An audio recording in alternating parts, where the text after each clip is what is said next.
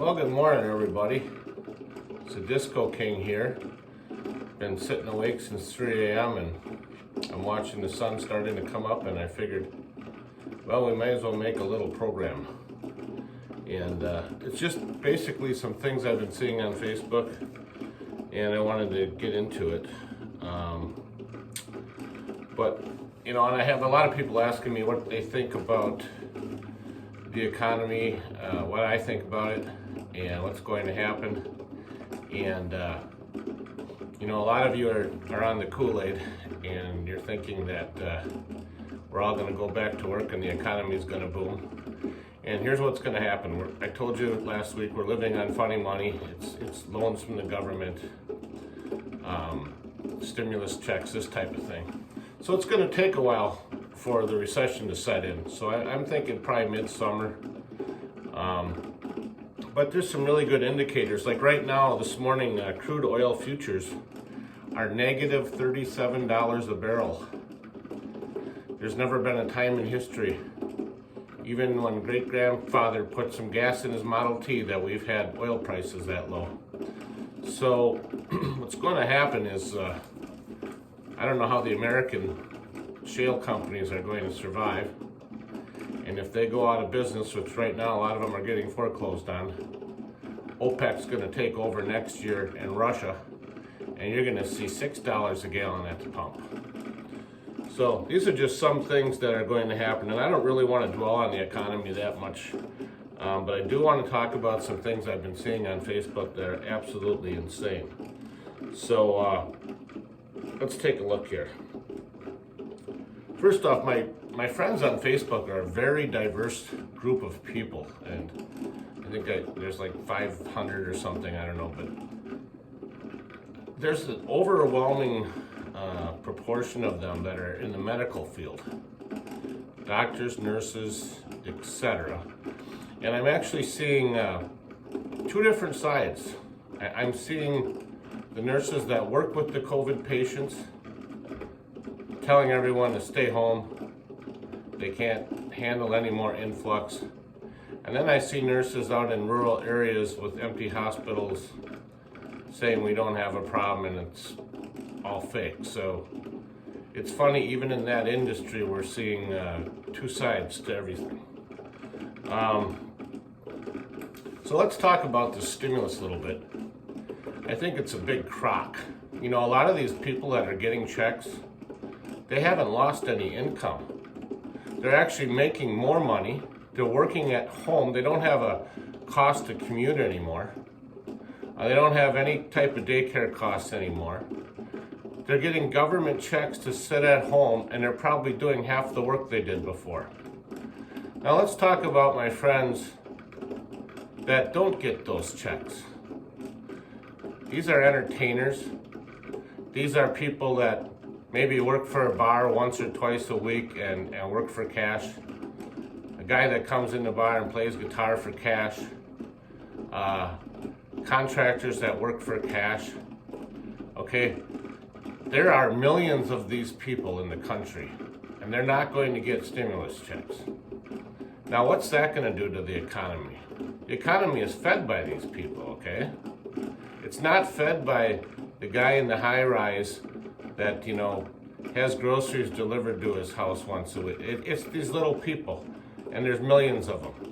And that's what we're going to see coming down the turnpike with the economy. I mean, the other thing that really ticks me off is these small business loans that are forgivable. Every scam artist in the country got in on this the second they heard about it, because bloodsuckers always get ahead of the game, and they get ahead of the people that really need it. There's, to me, the small business loan shouldn't be a $10 million loan, okay? There's to me, those are big corporations, but they're not GE, they're not Ford. These are just, whatever, a hotel chain, you name it. They're getting $10 million loans, and then they're not even bringing back all their employees. So they're pocketing the money. This is just unbelievable what's going on. So of course, they're out of money. They're trying to figure out how to come up with more money. Scam artists will get on the next train and suck it up. I mean, I don't know. I think it's just it's a big crock. So let's get into some other things, that have been bothering me that I've been seeing on Facebook. And then people want to target the Disco King. And I'll tell you one thing. You can target me and call me names, make fun of me, whatever. But once you go after family members or personal friends of mine, or then I have an issue, and then I'm going to point out that you are an absolute hypocrite. So let's just talk about me for a little bit. In my former life, I traveled all over the world as a field service engineer, and I have worked in some of the most gorgeous areas known to man.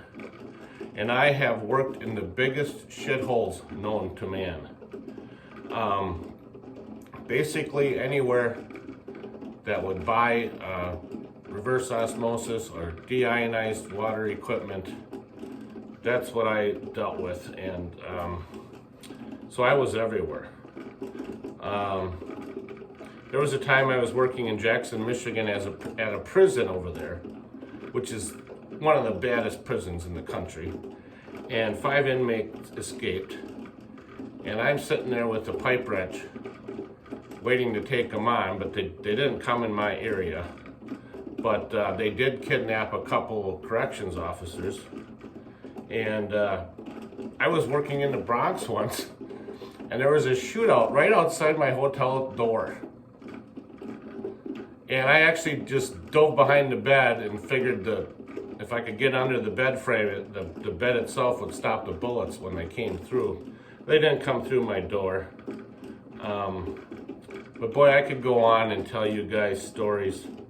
But before that all, I was in the Marine Corps. So, I mean, first off, if anybody's gonna come on Facebook and say the Disco King's afraid of a virus, or the Disco King's afraid of this or that, I'm going to tell you something. Out of my 500 friends on Facebook, I think I have 4, maybe 5 that joined the Marine Corps that actually had the balls to do that. So, for us guys, there is no fear. It doesn't exist. But there's common sense, and I'm going to get into that, okay? So, what have I seen on Facebook? I've been watching this growing fear. It's absolute insanity. You got one side that's totally against guns, that wants every gun confiscated and removed from the country. And then you got people that just think, they're good tools for hunting. And there's a hell of a lot of us types. And then you got the people that are so in fear of the world we live in that they pack heat when they leave the house. And packing heat, I mean, they think they're Charles Bronson. And, they carry a pistol. They're afraid to go to Walmart or walk on a nature trail or go to a First Communion without a gun in their pocket. And these are the people that really do make me think a little bit, what the hell is going on with our society?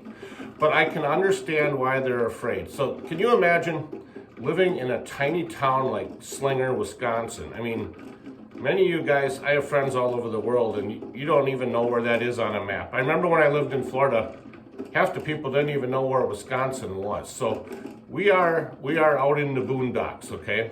And if you live in a small town like that your whole life and you don't go anywhere, and you don't travel and explore and see things and go see the world, I mean, other countries, actually immerse yourself in them and live in these countries. I did that, okay? You don't understand that the world is not as scary as you think. But you turn on the news, and especially, I mean, you turn on the Milwaukee news, every morning there's murders, every morning. In Chicago, you turn on the news, they don't even talk about the murders because it happens, and they don't even mention it. But here they do. So I think my friends out in these small town areas are terrified that the boogeyman's going to get them, so they strap their guns on and then they leave. So let's just talk, and to me, I'm gonna really bring up the hypocritical part of this, because you have the right to do that, and believe me, the Disco King believes in the Constitution, the Second Amendment, and my only rules in life are the Bible and the Constitution, and that's why I don't fit in any political party, because to me, both sides are whack jobs. They're absolutely insane.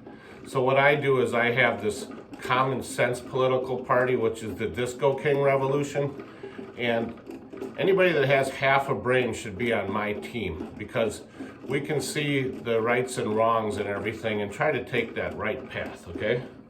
So, let's say that all these guys have these guns and they're walking around, you know, thinking they're Charles Bronson and the vigilante, and they're waiting for something to go down so they can spring into action and be the Terminator. Well, what if that guy that goes nuts, let's just say he's an ex Special Forces guy, okay? And you think you are the Terminator. That guy would take you out with a stick before you fired your gun at him. So, as tough as you guys think you are, you're really not shit in the whole scheme of things, okay? So quit being so goddamn afraid and live life. Go see the world. So anyhow, these guys that want to start shit with the Disco King want to call me out and call me a coward because of my views on the coronavirus. First off, I'm a third-generation Marine. What have you done for your country, and what has your family done? That's what I want to know.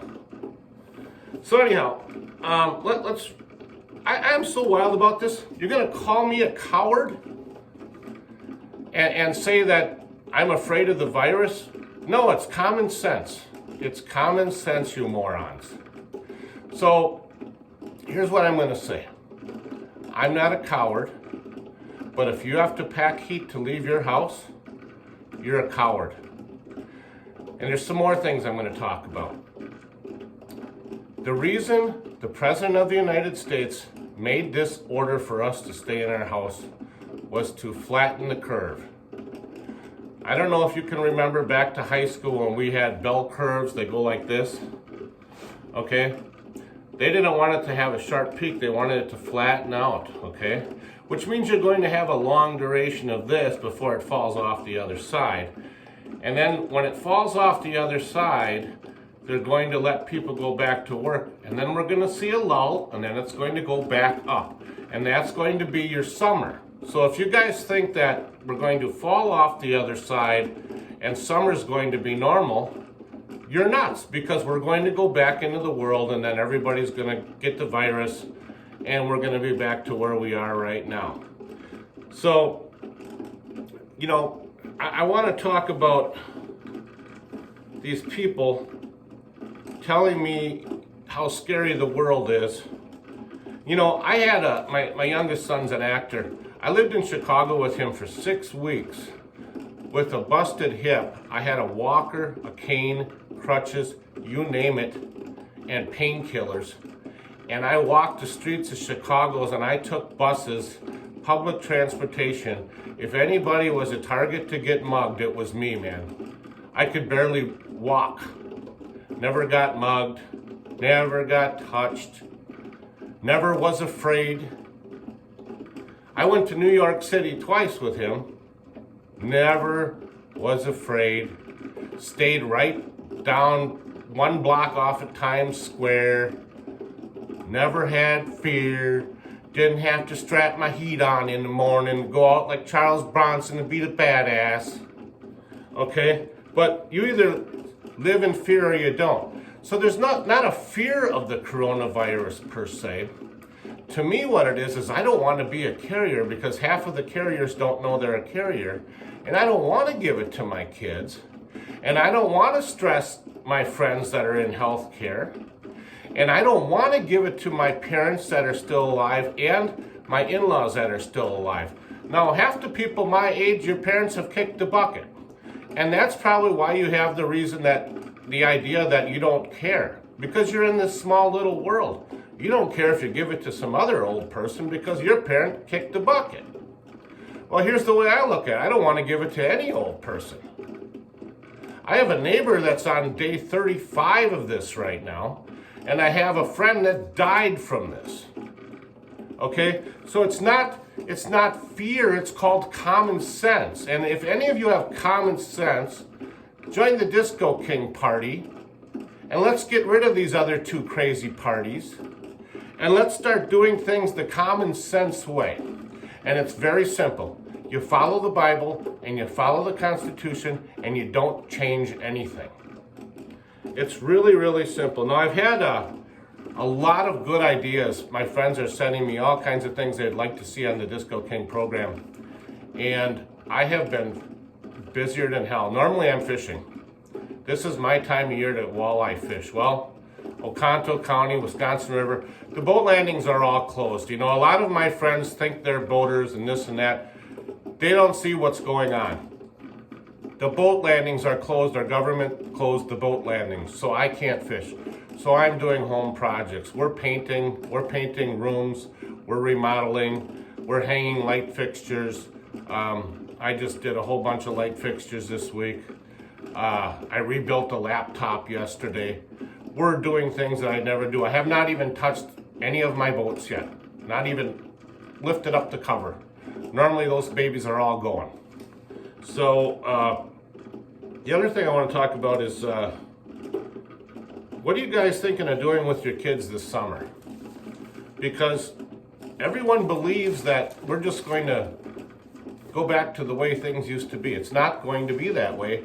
And you really got to get your heads out of the sand and start thinking about what are we going to do this summer. So, our kids have never been in daycare, not one day. They've always been with us. And I think that's a real good way to instill values in your kids and to teach them the right way in life. So, I see parents bitching on Facebook, complaining every day about having to be with their kids, and they're drinking themselves into oblivion because they're sitting home with their kids and they can't stand it. Well, maybe this summer, your kids are not going to be in their normal activities that you ship them off to. Almost everything's going to be canceled this summer, okay? So let's look at what can we do with our kids. Well, right now, if you want, I mean, and I'm talking to people that live around here. You can go out in the woods, and it's a real fun thing to do. You go look for deer antlers because they shed them every year. And if you don't want to do that, pretty soon you can start finding morel mushrooms. They're an absolute delicacy, and it's a great way to get your kids out in the outdoors. And you can go out and you can find these morel mushrooms and cook them up. They're delicious. You can go on, there's trails everywhere around here. The ones that aren't closed, there's a bike trail down the road. You can go out for walks. Find things to do outside. Get out of the house. We have this neat thing called yard work, where we go out and we rake the yard and work on the yard and work on landscaping. And the big plan this week is mulch. So we have all kinds of really neat projects. Folks, you don't really need to hire all this stuff out. Teach your kids how to work. Give them a rake, give them a pitchfork, give them a shovel. Teach them how to use those tools. Not only will it make them stronger, develop their muscles, it'll teach them the value of hard work, which I think, you know, we are in this era of farming kids out too much. Kids aren't even learning how to work, what it means to work. I think you need to start at a low level too. You don't start a kid as an executive of a company. I started my oldest son, we started him landscaping, and he had a whole bunch of houses he took care of, cut their lawn, you name it, and he did it all the way till he got into college. Then he got into college and he got his CNA and he started working at a hospital, and he worked all the way through till he graduated. He worked basically a full-time job and full-time college. I think you need to teach kids how to work and what it means to work and how to earn a paycheck and not just sitting there with their hands out. So my youngest son is been paying taxes and working since he was 10 years old. Every year he files taxes. Every single year. So, you know, I think if you can do that, maybe get ahead of the game this summer. Your kids aren't going to be in these activities. Let's start doing some things like teaching them how to cut grass. Teach them how to run a trimmer. Teach them how to prune a tree. There's a lot of things you can do besides just sitting at home on video games. And you know, I'm a freak, man. We don't allow them in our house. Never have. My kids better be doing something. If you're not playing the piano, play your sax. If you're not playing your sax, you better be doing homework. If you're not doing homework, I got yard work for you to do. If you're not doing that, we can plow a driveway. We're going to keep you busy. So if you're sitting idle, it's not going to work here in Disco King land. I remember when I was a kid, I worked on a farm. And not because I had to, because I wanted to. I drove my bike to a farm and I worked on a farm, manual labor, 16, 17 hours a day. And I remember one day I was walking down the driveway and the farmer came home and he said, "What, you got nothing to do?" And he made me pick dandelions in an 80-acre hayfield. I spent about 4 hours and I didn't go 10 feet. But that made me think, you better stay busy, because if you're not, someone's going to make you busy. So, that's what the Disco King has to say today. Let's just take a look and make sure. I haven't even looked at my notes. Oh, I didn't talk about the protests. We need to talk about the protests. So I am against protests at every level. Unless you're Chinese in Tiananmen Square. But let's talk about both sides, okay? I remember when Walker was governor and the state capitol got trashed and it cost taxpayers thousands of dollars to fix it because of these protests. And I was wild.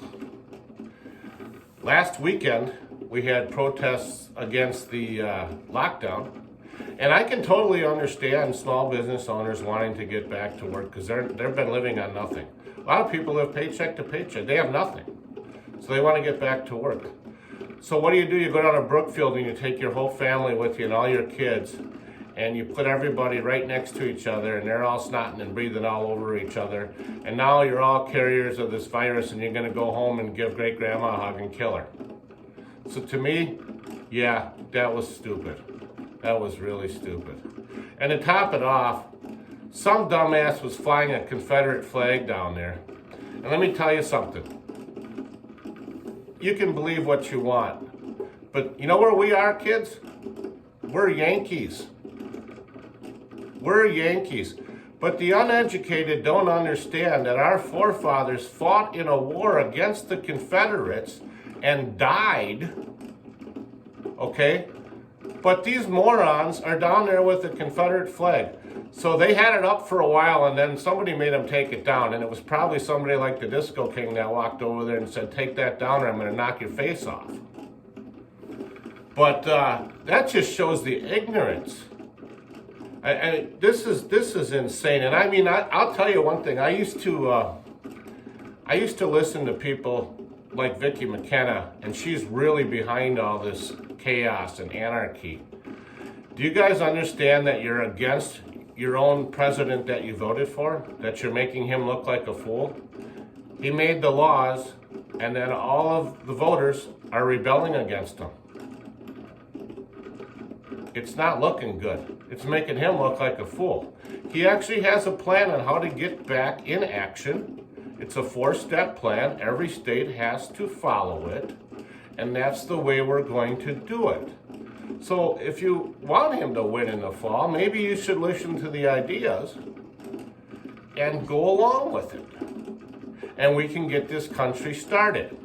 And you're going to have your gigantic stock market boom and all these things you think of for a month. And then it's going to fall. But you guys don't believe me, so let's revisit all this in August and see what happens to the world economy by then. But I am going to start looking at some other things and to make this a more upbeat show. But today I had to vent because some of my friends decided to go after some of my family members about their views. And first off, you got to remember one thing. If you have family members in healthcare or dealing with any of this, you're definitely going to take a different position. And if you have family members, like my wife's an essential employee, she goes to work every single day. And she has to get, she has to take her chances. That's just the way it is. She doesn't get any danger pay or anything. But I think you have a different view depending on where you are in this whole thing. And I was okay with everybody saying anything they wanted to say. But the second you go after me or my family, I will decimate you with my tongue. Yes. So I would stop it if I were you, or I will make a fool out of you. Have a good day. Bye.